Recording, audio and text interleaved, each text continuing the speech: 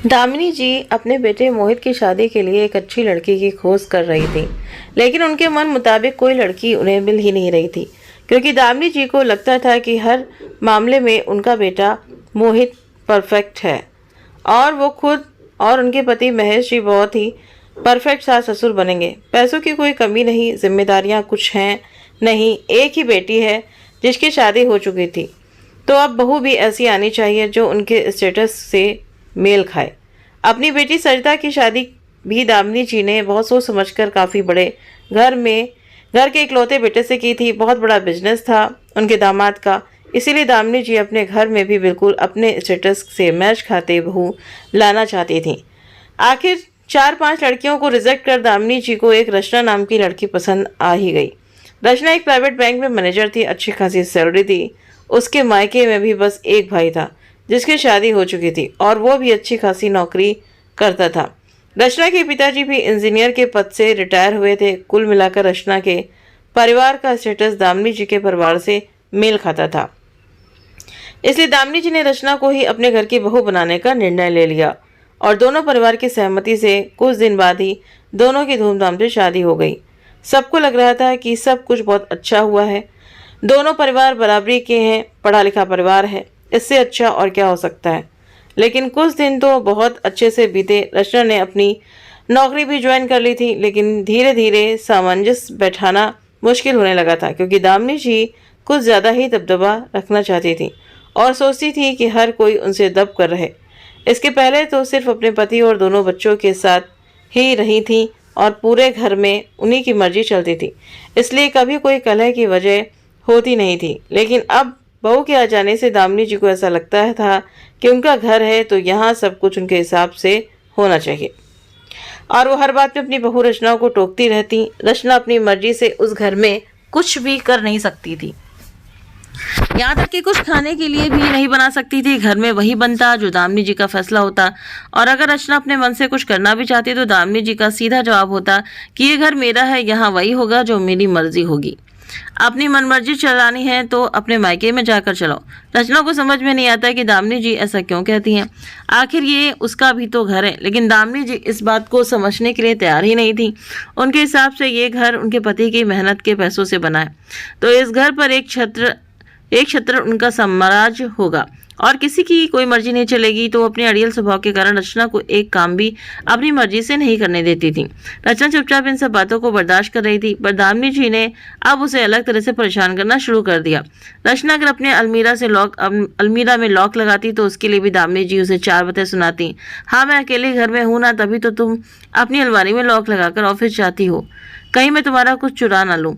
जबकि रचना अपनी अलमारी लॉक करके चाबी अपने कमरे में ही साइड टेबल की ड्रॉ में रखती थी, और ये बात उसने दामिनी जी को बता रखी थी। घर में काम करने वाले कई नौकर हैं जो मौका मिलने पर हाथ की सफाई कर देते हैं और अलमीरा में जेवर पड़े रहते हैं, इसलिए उन्हें लॉक करना जरूरी है। इसलिए लेकिन दामिनी जी तो हर बात में रचना को ताना मारने का बहाना ढूंढती थी, जबकि खुद वो हर वक्त अपनी अलमारी लॉक करके रखती थी। रचना ने जब ये बात मोहित को कही, तुम्हारी माँ कुछ ज्यादा ही इतराती हैं और हर चीज में मुझे दबाती रहती हैं, तो मोहित कहता कोई बात नहीं, कुछ दिन एडजस्ट कर लो, कुछ दिन बाद शांत हो जाएंगी। आखिर कब तक अकेले सर फोड़ेंगी? लड़ाई झगड़ा करने से अच्छा है चुपचाप जो जैसा चल रहा है चलने दो, आखिर रहना तो हमें साथ ही है। और रचना भी मोहित की बात को ठीक समझती कि फालतू की लड़ाई झगड़ा और बहस करने से कोई फायदा नहीं।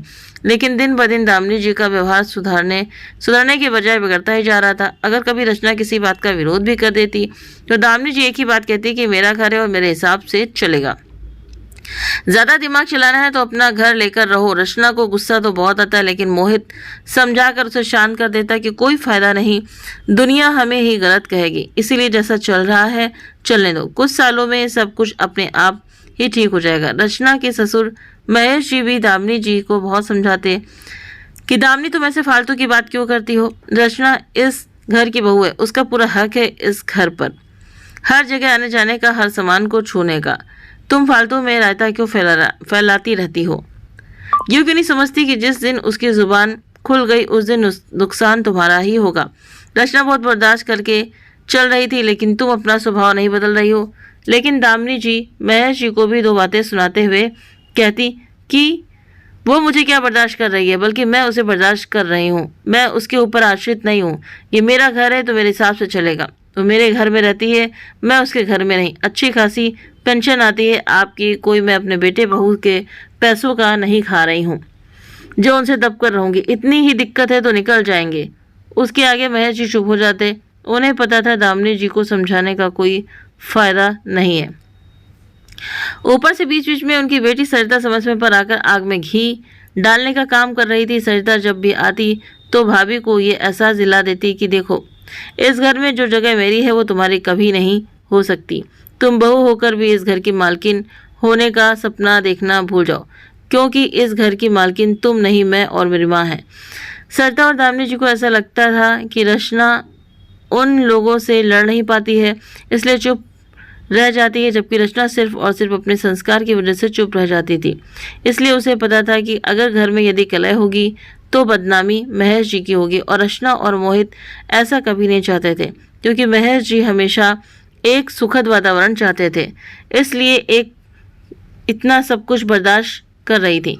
एक दिन रचना घर में फोटो फ्रेम लगा ही रही थी तो दामिनी जी ने साफ साफ इनकार कर दिया। तो रचना ने जब इस बारे में मोहित से बात की तो मोहित ने फिर उसे चुप रहने के लिए कहा।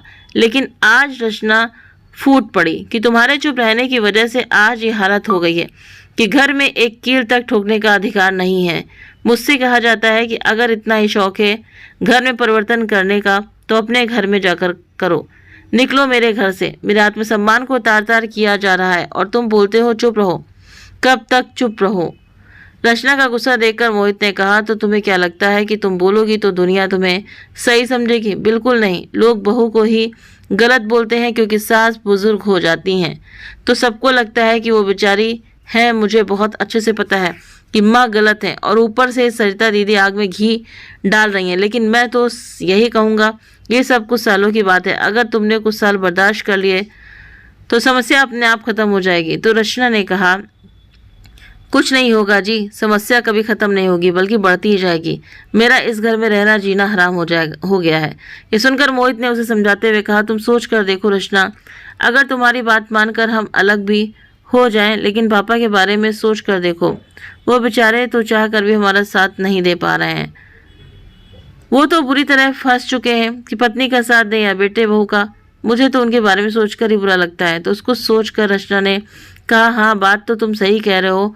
पापा के बारे में सोचकर ही मैं अब तक चुपचाप बैठी हूँ, वरना मम्मी जी और दीदी की बातों का जवाब देना तो मुझे भी आता है। अब आप सरिता दीदी को ही देख लो, पापा तो आखिर उनके भी है ना, लेकिन उनसे तो अपने पापा का दुख कभी नहीं दिखाई देता। उसे तो सिर्फ वो खुशी दिखाई देती है जो मुझे दुख देकर मिलती है। इसीलिए वो हर 15वें दिन यहाँ पर आ टपकती है और बाकी 15 दिन फ़ोन पर मम्मी को भड़काती रहती है। और मम्मी जी भी कुछ कम नहीं। उसके आने से क्या होता है, मम्मी का अपना दिमाग ही काफ़ी है खुरापाती करने के लिए। खैर रचना ने इस बार भी समझौता कर लिया और ऐसे ही दिन गुजरने लगे। लेकिन दामिनी जी कहाँ रुकने वाली थीं, वो तो हर छोटी छोटी बात पर उसे ताने सुना ही देती थीं। तभी हार कर एक दिन रचना ने कह ही दिया कि माँ जी समझती क्या है आप अपने आप को? क्या आपके पति बहुत बड़े इंजीनियर हैं, बहुत पैसा कमाया है ना उन्होंने, अपना घर जो बनाया है? तो क्या मेरा पति भिखारी है? मेरा पति भी इंजीनियर है और उतना ही कमाता है जितना आपके पति ने कमाया है। और आप ये मत भूलिए कि मैं भी कमाती हूँ और अपने पति के बराबर ही कमाती हूँ। तो मेरे पास तो आपके हिसाब से दुगनी सैलरी आती है। तो फिर किस बात का घमंड है आपको, जो बात बात पर आप ये बोलती रहती हैं कि मेरा घर मेरा घर? तो क्या बस आप ही ने आज तक दुनिया में घर बनाया है और कोई नहीं बना सकता? बात बात पर मेरे मम्मी पापा को अपमान कर देती हो। क्या मेरे मम्मी पापा क्या आप लोगों से कम हैं? मेरे पापा भी गवर्नमेंट जॉब करते थे, अच्छा खासा घर है हमारा, किसी बात की कोई कमी नहीं है। लेकिन फिर भी आपकी तरह मेरे माँ बाप ने कभी घमंड नहीं दिखाया। मुझे ये बात कहनी तो नहीं चाहिए थी, लेकिन आपका घमंड तोड़ने के लिए ये बताना बहुत ज़रूरी है कि मेरे मम्मी पापा के पास तो मेरे दादा परदादा की पुश्तैनी ज़मीन भी है, जबकि आपके पास तो सिर्फ पिताजी की मेहनत का पैसा है, क्योंकि अपने पूर्वजों की ज़मीन जायदाद तो आपने कब की बेच खाई। अब सोच कर देखिए किस बात का इतना घमंड करती हैं आप। आज तक मैं चुप थी तो आपका घमंड बढ़ता ही जा रहा था। दिन भर में 50 बार आप बोलती हैं कि ये घर मेरा है, जबकि ये घर आपका नहीं, पापा की मेहनत की कमाई से बनाया हुआ है, जिस पर हम सभी का हकदार है। बहुत बर्दाश्त कर लिया मैंने कि आज नहीं, आज नहीं तो कल सब ठीक हो जाएगा। लेकिन नहीं, बर्दाश्त की एक सीमा होती है और जितना मैं बर्दाश्त कर रही हूँ उतना आपका दिमाग बढ़ता ही जा रहा है और आपकी वो पागल बेटी आग में घी डालकर अपना उल्लू सीधा कर रही है। बहुत घमंड है ना उसको अपने घर का, तो रखो अपना घर अपने पास, किसी बात की कोई कमी नहीं है मुझे। कहते हुए रचना ने मोहित की तरफ देखा और बोली, मोहित तुम भी कान खोलकर सुन लो, अब तुम्हारी इस घमंडी माँ की हेकड़ी में बर्दाश्त नहीं कर सकती।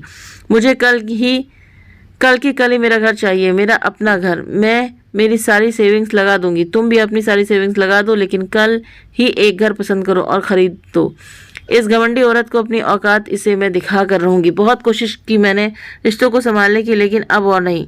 अब ये मेरे साथ साथ मेरे माता पिता के अपमान पर भी उतर आई हैं, जो मैं बिल्कुल बर्दाश्त नहीं करूंगी। रचना की तेज आवाज़ सुनकर उसके ससुर महेश जी ने कुछ बोलना चाहा, लेकिन रचना ने उसके सामने हाथ जोड़ लिए और बोली, पापा प्लीज़, मैं आपके आगे हाथ जोड़ती हूँ, अब आप और मेरा दुश्मन को तार-तार मत होने दीजिए। मेरा दुख आप समझ रहे हैं, मैं अभी इस घर में नहीं रह सकती, एक पल भी नहीं। तो महेश जी ने कुछ भी बोलना जरूरी नहीं समझा। तभी रचना ने मोहित की ओर देखकर कहा, मैं जा रही हूँ मेरी एक फ्रेंड के घर, जब घर खरीद लो तो बता देना, सीधा मैं अपने घर में ही आऊँगी। इस घर में अब मैं एक कदम भी नहीं रखूंगी, इसीलिए जल्दी से जल्दी अब मुझे अपना घर, खुद का घर चाहिए। भगवान की कृपा से हम दोनों की इतनी सेविंग तो है कि हम दोनों अपना खुद का घर खरीद सकते हैं। ये कहकर रचना ने अपना जरूरी सामान उठाया और घर से निकल गई। जाते जाते उसने पीछे मुड़कर दामिनी जी से कहा, और हाँ मम्मी जी, अपनी उस घमंडी बेटी से बोल दीजिएगा कि राखी पर आकर आपकी अलमीरा को राखी बांध दे और आपकी अलमारी से ही बोल दें कि जब मायके में उसे कभी भाई भाभी की ज़रूरत पड़े तो वो अलमीरा ही उसके भाई भाभी का फर्ज निभाने उसके मायके पहुंच जाया करेगी। आज रचना का ऐसा व्यवहार देखकर मोहित के कुछ समझ में नहीं आ रहा था कि वो क्या करे। इधर दामिनी जी को भी रचना से उम्मीद नहीं थी। वो चुपचाप खड़ी होकर रचना को जाते हुए देख रही थी। तभी महेश जी ने उनके पास आकर कहा, मिल गई तुम्हें शांति, हो गया तुम्हारा घमंड चूर चूर। हर वक्त मेरा घर, मेरे पैसे, मेरे जेवर, यही करती थी ना तुम, पर दिखा दी ना बहू ने आज तुम्हें तुम्हारी औकात। सही तो कह रही थी वो कि किस बात का घमंड है तुम्हें, तुमसे तो हर चीज में 21 है वो, लेकिन फिर भी तुम्हारी तानाशाहियों को चुपचाप इतने दिनों से सह रही थी और तुमने उसे उसकी कमजोरी समझ ली, इतनी नीचता पर उतर आई कि उसके सामने उसके मायके वालों का अपमान कर गई, जो कि कोई भी बेटी बर्दाश्त नहीं कर सकती। तो मिल गया ना तुम्हें अब जवाब, इसीलिए रह अपने इस घर में मालकिन बनकर और काटो अपना बुढ़ापा अकेली। अब मैं तो तुम्हें छोड़कर जा नहीं सकता, पति धर्म जो निभाना है। अब देखो तुम्हारे सुख दुख में कौन आकर तुम्हारी सेवा करता है। बहू से तो तुमने इतने अच्छे रिश्ते निभाए हैं कि वो तो अब तुम्हारे करीब आने से रही, और देखते हैं तुम्हारी बेटी आकर तुम्हारी सेवा कर देगी या नहीं, जिसे लेकर तुम आज तक चल रही थी और जिसकी सह पर तुमने आज अपना घर पूरी तरह से तोड़ लिया है। खैर इसमें उसकी भी कोई गलती नहीं, तुमने उसको इतनी शादी की जिससे कि उसकी इतनी हिम्मत हुई कि अपने भाई भाभी की ज़िंदगी में उसने दखलंदाजी की। लेकिन अब सोच लो, हमारी उम्र धीरे धीरे ढल रही है, हमें अब किसी के सहारे की ज़रूरत पड़ेगी और बेटे बहू के अलावा बुढ़ापे में और कोई सहारा नहीं होता। दुनिया वाले तो हर घर में आग लगाते हैं और बेटे बहू के खिलाफ भड़काते हैं, लेकिन जब ज़रूरत पड़ती है तो यही बेटे बहू काम आते हैं, ना कि दुनिया वाले। और तुमने आज अपने बेटे बहू से पूरी तरह से बिगाड़ ली। हमारे बेटे बहू की कोई गलती नहीं, उन्होंने बर्दाश्त किया, लेकिन हर बर्दाश्त की एक सीमा होती है जो आज टूट गई। अगर अभी भी तुम्हें मेरी बात समझ में नहीं आ रही तो जाकर कोशिश करके अपनी बहू को मना लो और उसके मायके वालों से माफ़ी मांग लो, शायद तुम्हारा घर बिखरने से बच जाए। नहीं तो रहो अपने इस महल में अकेली। इतना कहकर महेश जी भी अपने कमरे की तरफ चले गए।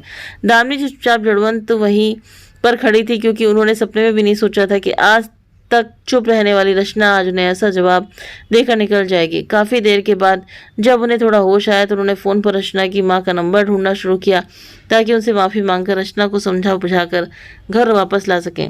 वो नंबर ढूंढ रही थी तभी उनकी बेटी सरिता का फ़ोन आ गया।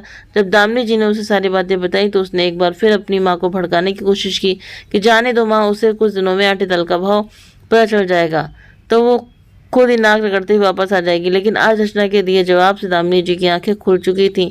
उन्होंने सरिता से कहा, बेटा अब काफ़ी साल हो गया तेरी शादी को, अब तो अपना ससुराल संभाल, क्योंकि मायका संभालने के लिए तेरी भाभी आ चुकी है, जो कि मुझसे नाराज होकर घर से निकल गई है। लेकिन तुझे चिंता करने की कोई ज़रूरत नहीं है, मैं उसे मनाकर वापस घर ले आऊँगी, फिर चाहे उसके लिए मुझे कुछ भी क्यों ना करना पड़े। सरिता को समझ में आ चुका था कि आज उसकी भाभी ने अपनी बहू होने का अधिकार अच्छे से समझा दिया है और अब उसकी माँ उसकी बातों में आने वाली नहीं है।